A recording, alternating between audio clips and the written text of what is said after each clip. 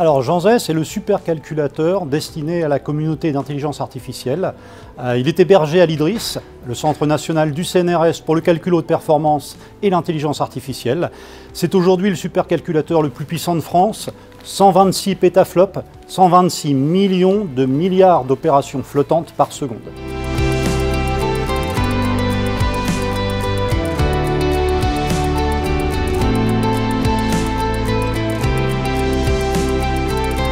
Alors le PEPR-IA peut bénéficier effectivement de l'infrastructure nationale, mais je dirais comme n'importe quel projet aujourd'hui d'IA ou de HPC au niveau national. Il faut savoir qu'aujourd'hui on accueille déjà plus de 3000 utilisateurs sur la plateforme, dont 1500 utilisateurs spécifiquement dans le domaine de l'IA. Les projets du PEPR-IA, via les accès dynamiques ou les accès réguliers, vont pouvoir accéder à des très gros volumes de ressources ou des ressources beaucoup plus limitées, suivant leurs besoins, pour pouvoir entraîner leur modèle, s'ils en ont des gros besoins d'entraînement, ou pour pouvoir utiliser plus l'infrastructure en termes d'inférence, pour pouvoir faire tourner des réseaux de neurones déjà entraînés par exemple.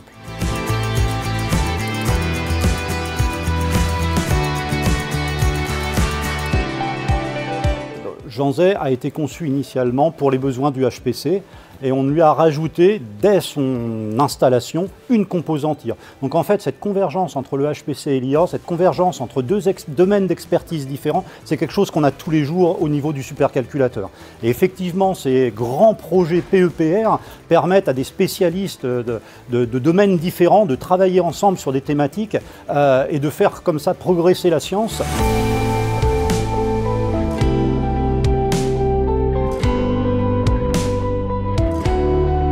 Donc initialement, on a eu beaucoup de projets qui étaient de faire sur Jeanzay, de faire de l'IA pour de l'IA, donc de la recherche dans le domaine de l'IA.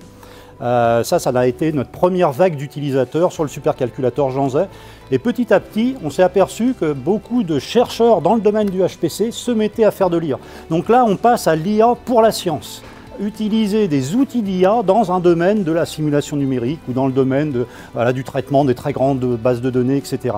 Et donc on voit qu'on a un shift et aujourd'hui on a une population d'utilisateurs qui est très variée en fait, qui travaille dans tout le spectre depuis l'IA très fondamentale jusqu'à l'IA très appliquée et même l'IA utilisée dans la simulation numérique. Et ça, je pense que c'est une des grandes évolutions qui va apparaître, c'est le fait de pouvoir utiliser l'IA dans d'autres domaines scientifiques. Et c'est un vrai défi que les chercheurs ont aujourd'hui à relever, comment faire passer ce savoir-faire au niveau du domaine de la recherche en IA et de mutualiser ça, de faire percoler ce savoir-faire au niveau de l'IA dans d'autres domaines scientifiques. Ça, c'est un vrai défi pour les années à venir.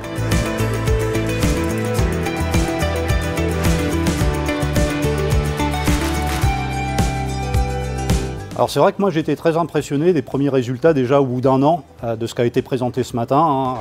C'était vraiment des résultats en termes de publication, en termes de recrutement, en termes d'organisation, de papier, etc. Les présentations aussi de ce matin ont été super intéressantes dans des domaines très variés.